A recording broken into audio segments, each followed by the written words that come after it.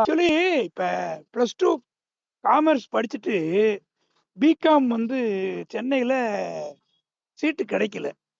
90% மேல எடுத்தா தான் கிடைக்குது. அப்ப பிகாம்க்கு அவ்வளவு வேல்யூ இருக்குன்னு அர்த்தமா? என்ன அவ்வளவு டிமாண்ட் ஏன் எவ்ரி இயர் இருந்துட்டே இருக்கு?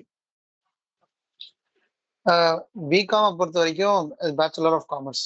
காமர்ஸ்ன்றது ஒரு கமர்ஷியல் டேர்ம்ஸ் ஆர் ஜென்ரலா இண்டஸ்ட்ரியல் ரெக்குவயர்மெண்ட் இருக்கிற பேசிக் ஃபவுண்டேஷன் எல்லாம் அதுல இருக்கு ஆக்சுவலா.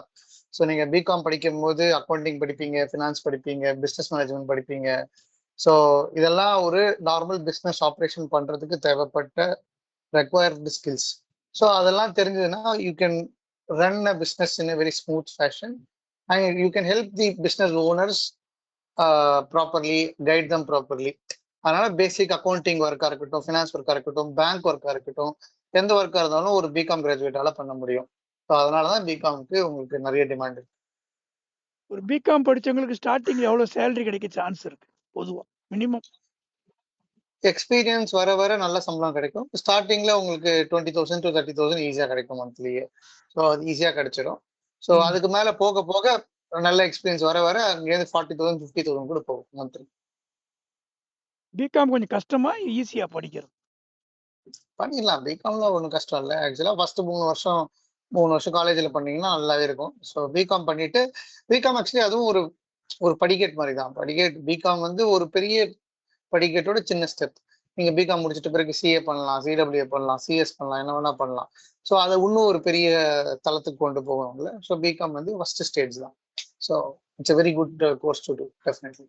இப்போ பிகாம்ல நிறைய வெர்டிக்கல் இருக்கு பார்த்தீங்கன்னா, பிகாம்லேயே வந்து கம்பெனி செக்ரட்டரிஷிப்னு இருக்கு, பிகாம்ல ஃபினான்ஷியல் அக்கௌண்டிங்னு இருக்கு, பிகாம்ல இன்டர்நேஷனல் அக்கௌண்டிங் இருக்கு. இது மாதிரி பல வெர்டிக்கல் இருக்கு. ஜென்ரல் பிகாம்னு இருக்கு. எதை ஸ்டூடெண்ட்ஸ் எடுத்து படிச்சா அவங்களுக்கு ஃபியூச்சர்ல கொஞ்சம் நல்ல பெனிஃபிட்டா இருக்கும்? ஸோ பிகாம்ல உங்களுக்கு நீங்க சொன்ன மாதிரி வெர்டிகல் பேங்கிங் இருக்கு, காமர்ஸ் இருக்கு, இ ட்ரேட் இருக்கு, இது மாதிரி நிறைய வெர்டிகல்ஸ் இருக்கு. ஃபாரெக்ஸ் இருக்கு, இன்வெஸ்ட்மெண்ட் பேங்கிங் இருக்கு. ஆக்சுவலா இதெல்லாம் நீங்க தேடி கண்டுபிடிச்சு உங்களுக்கு ஸ்பெஷலைசேஷன் எது பிடிச்சிருக்கோ அது பண்ணணும்.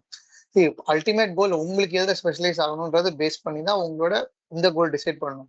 பட் பிரிட்டி மச் உங்களுக்கு அந்த மாதிரி எந்த கோலும் இல்லை அப்படின்னா பிகாம் ஜென்ரலா இருக்கிற பிகாம படிச்சிட்டீங்கன்னா you can go to any field if you want. BCom முடிச்சுட்டு பிஎல் படிக்கிறது பெட்டரா இல்ல பிகாம்க்கு அப்புறம் எம்காம் அந்த மாதிரி அதே லைன்ல போறது பெட்டரா? ஸோ பிகாம் எம்காம்லாம் ஒரே லைன் ஆக்சுவலா, ஒரே ப்ரொஃபஷன்ல வரும். பிஎல் வந்து தனி லா ப்ரொஃபஷன் திருப்பி தனியா போயிடும். ஸோ பிகாம் வந்து பேச்சுலர் ஆஃப் காமர்ஸ், எம்காம் வந்து மாஸ்டர் ஆஃப் காமர்ஸ். ஸோ இதுல ஸ்பெஷலைசேஷன் டிகிரி அது. ஸோ பிகாம் முடிச்சுட்டு எம்காம் பண்றது better. So that is next stage of BCom. So அப்படி பண்ணீங்கன்னா உங்களுக்கு இன்னும் பெட்டர் எக்ஸ்பீரியன்ஸ், பெட்டர் எக்ஸ்போஷர் கிடைக்கும். உங்களுக்கு நல்ல ப்ரெஸ்டேஜ்ல நல்ல வேலை கிடைக்க சான்சஸ் இருக்கு. ஸோ அதுக்கப்புறம் தான் திருப்பி நீங்க இன்னும் ஸ்பெஷலைஸ் ஆகணும், சிஏ போகணும், சிடபிள்யூ பண்ணணும். ஸோ இதெல்லாம் ஃபவுண்டேஷன் ஸ்டெப்ஸ் மாதிரி தான். இப்போ நீங்க ஃபர்ஸ்ட் ஏபிசிடி கத்துக்கிறீங்க, அதுக்கப்புறம் சென்டென்ஸ் எழுதுற மாதிரி தான். பிகாம்னா உங்களுக்கு ஏபிசிடி மாதிரி, அதுக்கப்புறம் சென்டென்ஸ் எழுதுறது எம்காம்னா அதுக்கப்புறம் நீங்க பண்ணலாம் சிடபிள்யூஎஸ். பிகாம் பண்றதுனால ஈஸியா பேங்க்ல வேலை கிடைக்க சான்ஸ் இருக்கா? வேலை செய்யறது ஈஸியா இருக்கு பேங்க்ல? பேங்க்ல வேலை செய்ய ஈஸியா இருக்கும். ஆனா பேங்க்குக்கு திரும்பி பேங்கிங் எக்ஸாம்ல எழுதணும் திருப்பியும். பிகாம் வந்து ஒரு திருப்பி ஒரு ஃபவுண்டேஷன் ஹெல்ப் பண்ணும். ஆனா பேங்கிங் எக்ஸாம் எழுதி பாஸ் பண்ணாதான் பிகாம் வேலை கிடைக்கும். பிகாம்க்கு அங்க வேலை கிடைக்கும்.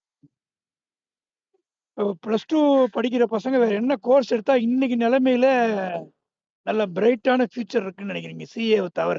ஏன்னா சிஏங்கிறது வந்து ஹைலி டிஃபிகல்ட் சப்ஜெக்ட்னு முன்னாடி நீங்க தெளிவா சொல்லிட்டீங்க. கடுமையா உழைக்கணும்னு சொல்லிட்டீங்க. அந்த மாதிரி கடுமையா உழைக்கிறது 100ல 2 பேர் இருப்பாங்க, 3 பேர் இருப்பாங்க. மெஜாரிட்டி பீப்புள் ஈஸியா பாஸ் பண்ணிட்டு லைஃப்ல செட்டில் ஆகணும்னு நினைப்பாங்க. +2 முடிச்சுட்டு சிஏ இல்லாமல் வேற எந்த லைனை டச் பண்ணா ஓரளவுக்கு கம்ஃபர்டான லைஃபுக்கு போக முடியும்? சரி, என்னை பொறுத்த வரைக்கும் ஏஐ வந்து மார்க்கெட்டை பயங்கரமா இன்ஃப்ளூயன்ஸ் பண்ணும். இப்போ என்ன சின்ன சின்ன ஒர்க் இருக்கு, அது ரெப்பிடேட்டிவ் ஒர்க்கா இருக்கு அப்படின்னா அதெல்லாம் ரீப்ளேஸ் பண்றதுக்கு ஏஐ யூஸ் பண்ண ஆரம்பிச்சிட்டாங்க. ஸோ ஃபர்ஸ்ட் பாயிண்ட் உங்களுக்கு தெரிய வேண்டியது ஏஐ எப்படி யூஸ் பண்ணணும்னு தெரியணும்.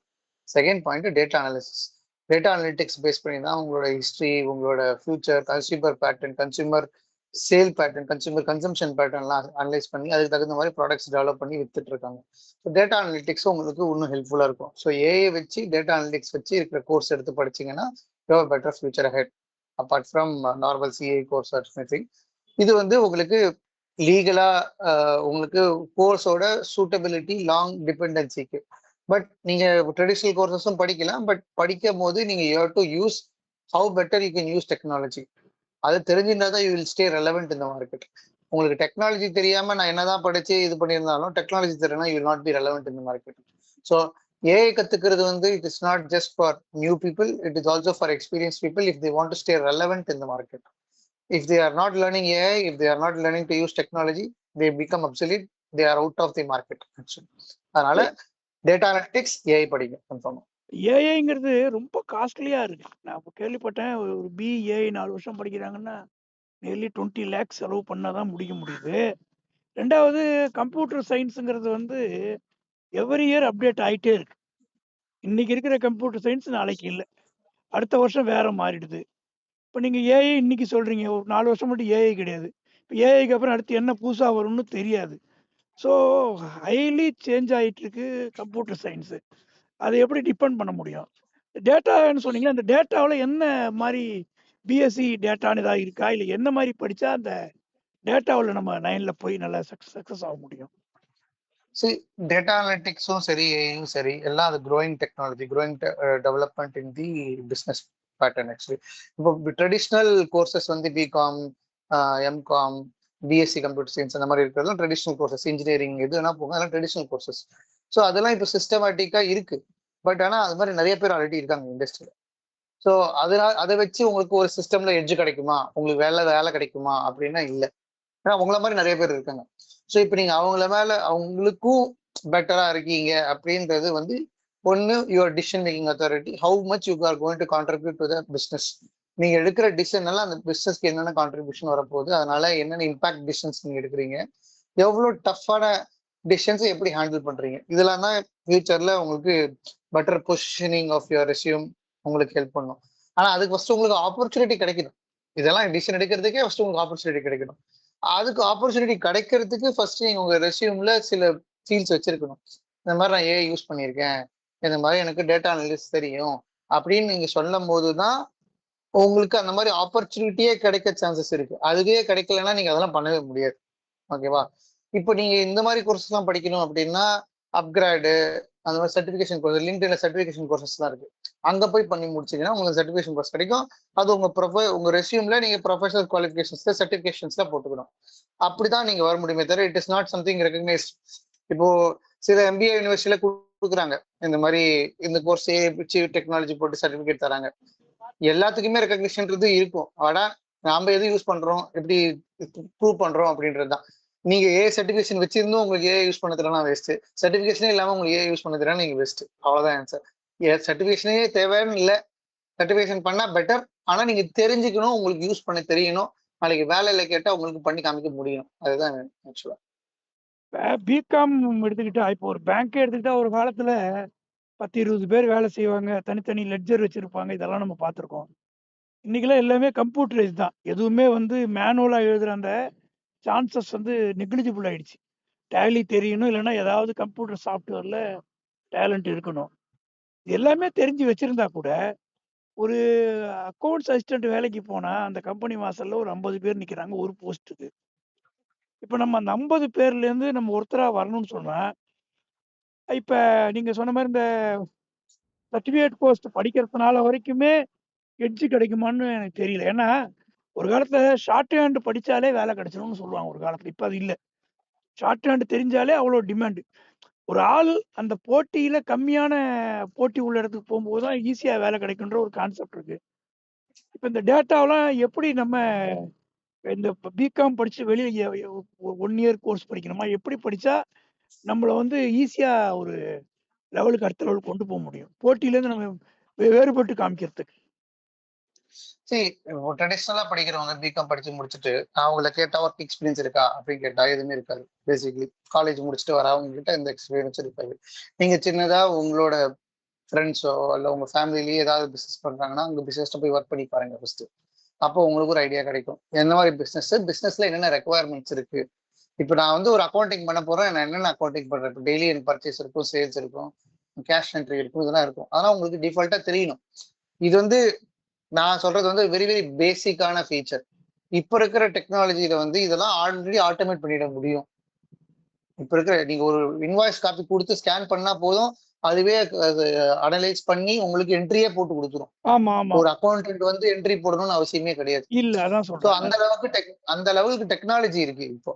ம். ஸோ அதனால ஒருத்தவங்க மேல டிபெண்டா இருக்கணுமா அப்படின்ற கேள்வியே புரிய இருக்கு. இப்போதைக்கு ஏன் டிபெண்டா இருக்காங்கன்னா, அந்த டெக்னாலஜி இன்னும் காஸ்ட்லியா இருக்கு.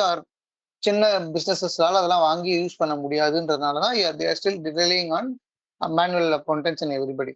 பட் டவுன் த லைன் நான் 5 years 10 years down the line அதெல்லாம் இருக்காது. எனக்கு தெரிஞ்சு இதெல்லாம் போயிடும் ம், ம். டெஃபினட்டா. அதனால if at all you are not adapted with the local changes, with the evolving changes in the market, அது எப்படி அனலைஸ் பண்ணுது? இப்போ இன்வாய்ஸே எடுத்து ஸ்கேன் பண்ணி போட்டாலும் எல்லாம் கரெக்டா போட்டிருக்கான்னு செக் பண்றதுக்கு ஒரு ஆள் வேணும். ஆமா எஸ் எஸ் ஸோ அது உங்களுக்கு தெரியுமா? எப்படி ஸ்கேன் பண்ணுது? தப்பா ஸ்கேன் பண்ணிச்சுன்னா அது கரெக்ட் பண்றதுக்கு உனக்கு தெரியுமா? அதெல்லாம் நீ கத்துக்கிட்டாதான் you can survive in the market. Correct. இப்போ எனக்கு தெரியவே தெரியாதுன்னு சொல்லிட்டு நின்னுட்டேன்னா, எவனோ ஒருத்தன் ஒண்ணுமே தெரியாது. ஆனா சரி எனக்கு ட்ரை பண்றேன் அப்படின்னு சொல்லிட்டு ட்ரை பண்ணவனுக்கே போயிடும் வேலை போயிடும். கரெக்ட். ரொம்ப அதனால அருமையா முயற்சி எடு. அவ்வளவுதான். ரொம்ப ரொம்ப அருமையா, அதாவது இந்த +2 பசங்களுக்கு அடுத்தபடியா எப்படி படிக்கலான்ற ஒரு நல்ல அற்புதமா வந்து சொன்னீங்க. முன்னாடி சிஏ பத்தி ரொம்ப டீடைல்டு எக்ஸ்பிளனேஷன் குடுத்தீங்க. எனக்கு என்னன்னா, ஒரு டைம் கிடைக்கும்போது ஏசிஎஸ் படிக்கிறத பத்தி கொஞ்சம் எனக்கு விளக்கமா சொன்னா நல்லா இருக்கும். ஏன்னா, சில பசங்க வந்து மேக்ஸ்ல வீக்கா இருக்காங்க. அந்த ஏசிஎஸ்னா என்ன? அது அதுல என்னென்ன சப்ஜெக்ட் வரும்? அது எப்படி படிச்சா ஈஸியா பாஸ் பண்ணலாம்? அது வந்து நீங்க ஒரு ஒரு 10 மினிட்ஸ் எப்ப டைம் கிடைக்கும்போது சொன்னீங்கன்னா, மீண்டும் நம்ம மீட் பண்ணி கொஞ்சம் கேட்டு தெரிஞ்சுக்கலாம்.